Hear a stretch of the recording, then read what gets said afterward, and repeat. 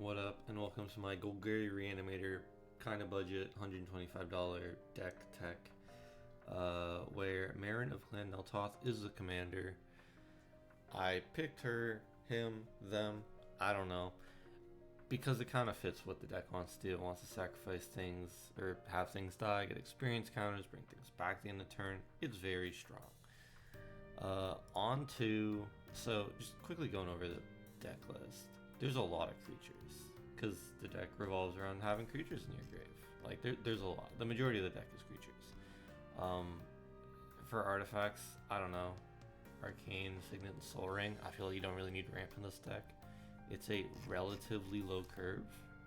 A lot of 1-drops actually, but that's also because of removal and like Dark Ritual and stuff. Either way, I'm going to quickly go over the non-creatures first and why they're in the deck. Animate Dead is a recursion card, and it's one of the best ones. You play in every recursion deck. Bastion of Remembrance gets a lot of value with your commander. Obviously, they both want your things dying, and they both have good effects. It also makes a 1/1 token, which is nice. Death Reap Ritual is draw power if something died at the end of every turn, so on your opponent's turns too. This is just good draw, especially in Golgari. Into the Pit, you may look at the top card of your life at any time. Let me open this actually so it's more readable. You may cast spells from the top of your library by sacrificing a non-land permanent in addition to paying their other costs. So there are a few creatures that generate a lot of tokens, but also just sacrificing something, and then end of turn you bring it back with your commander. Yeah, the cost essentially isn't the thing. And then Phyrexian Arena, which is on your upkeep, lose a life, draw a card. It's a very good card. I don't know if I've said this before in other decks, but I probably have. I play in groups with a lot of removal. So I have 8 instances in this deck, and 10 sorceries, there's going to be more removal than normal. Obviously, building your own deck or using decks as a suggestion, you can swap things around to your group's meta. Or, if people run less removal, you don't have to. Yeah. Assassin Trophy, very good card. Crop Rotation is nice. It puts a land in your trash and lets you ramp. Pseudo ramp, kind of, I guess. You get rid of 1, you get 2. The deck cares about having lands in the trash because I am running Winter from the Duskmourn Precon, which needs Delirium. So might as well put it in your trash. Put a land in your trash just for an extra type. Dark Ritual is kind of an auto-include every black deck. Might as well. Dust Sprout, destroy target creature, and you get to ramp 1. So it's more like 3 mana. Although the land enters tap, so still 4. Go for the Throat.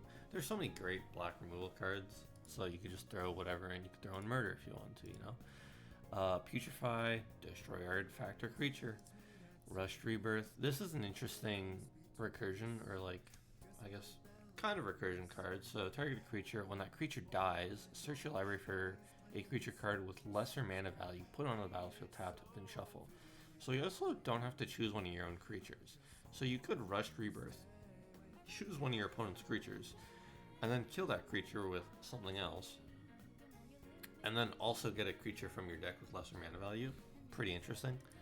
Tragic Slit. The Morbid trigger, it's almost always -13 because you're killing a lot of creatures, usually your own creatures every turn. And then I'm going to go over the sorceries because I think that kind of fits. Buried Alive, put 3 cards in your graveyard, good for your commander. Dread Return is just return a card, recursion. Life and Death, you typically don't use life to make lands 1/1 creatures. You usually use it for death to return target creature card from your graveyard to the battlefield. You lose life equal to its mana value. Good card. Especially for a black and 1. Yeah. Persist brings something back with a -1/-1 counter on it. Essentially just gives the persist keyword to any card in your trash, if that makes sense. Probably not. Reanimate. Yeah, you put Reanimate in a Reanimator deck. Rise of the Witch King is an interesting one. It's 4 mana, so it's a little on the expensive side, but each player sacrifices a creature. Then if you sacrifice a creature, you may return another permanent card from your graveyard to the battlefield. So you could sacrifice something, make everybody sacrifice something, and then bring something back. It is pretty useful. Stitch Together, return card from your graveyard to your hand, unless you have 7 or more cards in your trash, in which case you return it to the battlefield. Good card. Toxic Deluge is a great board wipe, probably the best black board wipe in the game right now, I think. I don't know what beats it. And Victimize, this card is uber broken. Sacrifice a creature, bring 2 creatures back, tapped. For 3 mana.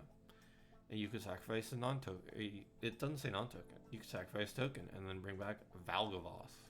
I'm not running Valgavoth, but you could in theory do that. And then Zombify, it's the new reanimator card from Foundations. It's a little expensive being 4 mana, but I think in standard it's actually a really cool card. Planeswalker is Liliana. You mainly play it for the -3.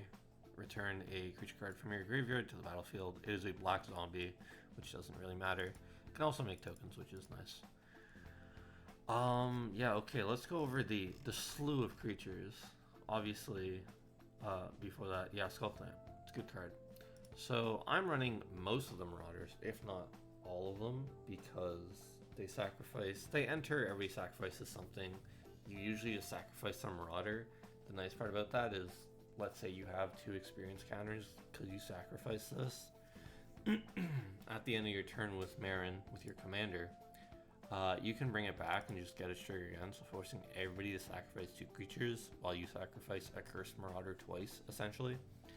It's a pretty neat interaction. It's also, obviously, a way to forcefully kill your own things for experience counters. Alpha Deathclaw is kind of in the deck because I wanted more removal on cards. So for a bit I was trying Meteor Golem, for example, although I don't love it that much. Either way, Alpha Deathclaw, when it enters, and when it becomes monstrous, you just destroy a permanent, which is mainly why I'm running it. You hopefully cheat it into your grave early with some mill effect, and then you bring it back later on in the game with 6 experience counters, and yeah, you pop something, you can monstrosity it on a later turn, pop something again. Body Launderer, this card is gross. So it is a 4 mana 3/3 with Death Touch, not great stats, but whenever another non-token creature you control dies, it connives, which means you draw 1, you trash 1. If you trash a non-land card, it gets +1/+1. So it puts things into your graveyard for you, which is very good. And then when it dies, return another target non-rogue creature card with equal or lesser power from your graveyard to the battlefield. So he gets big while you kill your own guys, and then later on, when he dies, you get something else back from the grave. Braids at the beginning of your end step, sacrifice an artifact, creature, enchantment, land, or planeswalker, which is nice for experience counters, and then if you do, each opponent has to do the same or they lose a life and I draw a card. Cankerbloom is one of the many little dudes that will destroy an artifact or enchantment by paying 1 and sacrificing themselves. Obviously this is very good because you can Cankerbloom plop something, sacrificing it, you get an experience counter, you bring it back at the end of your turn, and you still have that again for future turns. There are a few cards like that in this deck, which are very powerful early game to just build up experience counters. Unfortunately, it does say, oh no, it's not locked to your own turn, but you can only reanimate on your end step, so. Yeah, you can't, I mean, you could turbo do it if you wanted to, but I don't think it's worth it. Carrion Feeder is a broken card, yep. Cavalier of Night mainly has a thing of, so when it enters, you sacrifice another creature, which is alright, it destroys something, and then when it dies, return target creature with mana value 3 or less from your graveyard to the battlefield, which there are a lot of good 3 or less cards in this deck, such as Deathrite Shaman. There's just a very good Golgari card. You can either make mana, exile instants or sorceries, exile creatures. It's good graveyard hate, and it's just a good card, and it's a 1-drop. Disciple of Freyalise, I'm pretty much never casting. It can become a land, which cool, but when it enters, you sacrifice another creature, and if you do, you gain X life and draw X cards, where X is the creature's power. And you almost always want to cheat this in from grave, because 6 mana for a 3/3, not the greatest thing. Eternal Witness is recursion to hand, which is nice for spells. Fleshbag Marauder, this is another Marauder. I've already done my whole Accursed Marauder shtick. It's the same with this guy, but he costs 1 more mana. Grim Haruspex has Morph, which who cares. Whenever another non-token creature you control dies, draw a card. It's a nice draw card, similar to like Morbid Opportunist and other things. Haywire Might, this is similar to the Cankerbloom. Yeah, you can pay green, sack it to exile a non-creature artifact or enchantment. Insidious Fungus, same thing, pay 2. These all essentially, besides Haywire Might, they all like add up to 3 to do the thing. Jadar is on your end step. If you don't control a creature with Decayed, make a 2/2 black zombie creature with Decayed. It's just you're trying to make zombies every turn. Junji has Flying Menace, and when he dies, you can either make opponents discard cards and lose 2 life, or you can put a non-dragon creature card from your graveyard on the battlefield and lose 2 life. So he can reanimate or do like discard and burn. Kaga was originally my backup commander for this deck. I think they're still alright, but they're just not as good. So when they attack, they gain Death Touch, which is nice, and you mill 2, so you put things in your grave. And then once during each of your turns, you may play land or cast a permanent spell from among those cards in your graveyard that were put there from your library this turn. Unfortunately, it says this turn, so if you mill something out earlier, you can't bring it back, unfortunately, and it doesn't come back for free, but yeah. Massacre Worm, it's a removal card. Everything gets, or opponent's creatures get -2/-2, and whenever a creature an opponent controls dies, that player loses 2 life. Good card. It's one of the bombs in the deck. Macaeus Unhallowed is another bomb in the deck, giving all your non-human creatures +1/+1 and Undying, so those sack effects aren't really sack effects. They're sack and then they come back bigger and scarier. And you still get your experience counters, which is nice. It also has the whenever a human deals damage, you destroy it, and Intimidate, which kind of whatever. Morbid Opportunist, this goes in most black decks. Old Rutstein is an interesting one. When it enters or at the beginning of your upkeep, you can mill a card. If it was a land, make a treasure. If it was a creature, make an insect. If it was a non-creature, non-land, you create a blood token. So you get little tokens or whatever for milling, which you want to be doing with this deck anyways. Old Stick Fingers, when you enter, you mill X creatures, or you mill until you mill X creatures, and then its power toughness is equal to the number of creatures. Just a good way to mill your deck. Ophiomancers make a 1/1 snake on every upkeep, which is nice. Overlord of Belmark, you can play it early, mill 4, bring a card that you want back to your hand, and obviously whenever he swings, he does the same thing. You mill 4, you bring a creature, a non-avatar creature, which is every creature besides him in this deck. Flightcrafter is similar to Fresh Flag Marauder. When it enters, each player sacrifices a creature. Each player who can't discards a card, so a little upside. Protean Hulk, obviously known for Flash Hulk, not doing stupid things in this deck because you can't play Kiki Jiki or the Angel from that combo. But when it dies, search your library for any number of creature cards with total mana value 6 or less, put them on the battlefield, then shuffle. So you're typically getting 2 smaller, pretty good value cards out of this, and he's also just a 6/6 body, and he's a bigger card you can bring back later on in the game with your commander. Remunop Excavator lets you play lands from your grave, so you get a little bit of land recursion with your crop rotation, and I'll go over the land base after. Steve is Steve. He sacrificed himself for an experience counter, so he's not just getting you a land, he's also getting you experience. Shieldred, but not the really broken one, just the really good one. They're all really good at the very least. At the beginning of your upkeep, return target creature card from your graveyard to the battlefield, and at the beginning of each opponent's upkeep, that player sacrifices a creature. It's just a really, really good card. I don't know. Solemn Simulacrum, you want it to die and you want the draw. It also ramps you. Spinner of Souls, whenever a non-token creature you control dies, you may reveal cards from the top of your library until you reveal a creature card. Put that card into your hand and the rest on the bottom of your library in a random order. This just fills up your hand when you're sacrificing your own creatures, so you're not just completely SOL. And yeah, it's a good card. Also from Foundations. This card I think had a lot of hype to it when it came out. Spore Frog is fog, but you can essentially use it once on your turn and once on somebody else's turn with your commander. You just use it and just bring it back. Yeah. Citrus Supplier, this is just going to mill. It's probably one of the best mill cards in Commander, maybe in the game. I'm not sure. But yeah, when it enters or dies, mill 3. And you can bring it back with your commander and just keep milling. Viscera Seer is a great sack outlet. White Reliquary, obviously Modern Horizons 3 cards. Very powerful. 2/2 Vigilance, it gets 1/1 for each creature card in your graveyard, which is really, really powerful because you can just get really big. And then you can tap it to sacrifice another creature to ramp one, which is good when you're wanting to do sacrifice stuff and get experience. Also, you can sacrifice tokens, and you ramp. Winter, so this is obviously the Precon commander. Whenever he attacks, mill 3, which is nice. And then at the beginning of your end step, you can exile any number of cards from your graveyard with 4 or more card types among them. If you do, put a permanent card from among them onto the battlefield with a finality counter on it. So this is a reanimator, and it's a mill, and I just thought it was a cool card, and it kind of fit in the deck. Yigra is actually just turbo broken in this deck. Everything is a food. When a food dies, you put 2/1/1 counters on him. He just becomes a big cat. Yeah, he's very, very powerful. So yeah, onto the lands. This land base isn't that normal, so I'm running essentially every land that will act itself that isn't a fetch, because those are really expensive, and this deck costs $124. So Blade of Woodfall, pay 1 and 3, get 2 basics, command tower. Demo Field is land hate, and it sacks itself, and kind of goes even because you get a basic land as well. Evolving Wilds, Fabled Passage, Terramorphic later on. Land of Wars, I mean, these are like really good duels essentially. This will sack itself. This will come in. When this enters, you reveal a Swamp or Forest, which is nice early on in the game if you have them. Swamps are good. Tap for either color. Activate only if you have a swamp, which is very likely.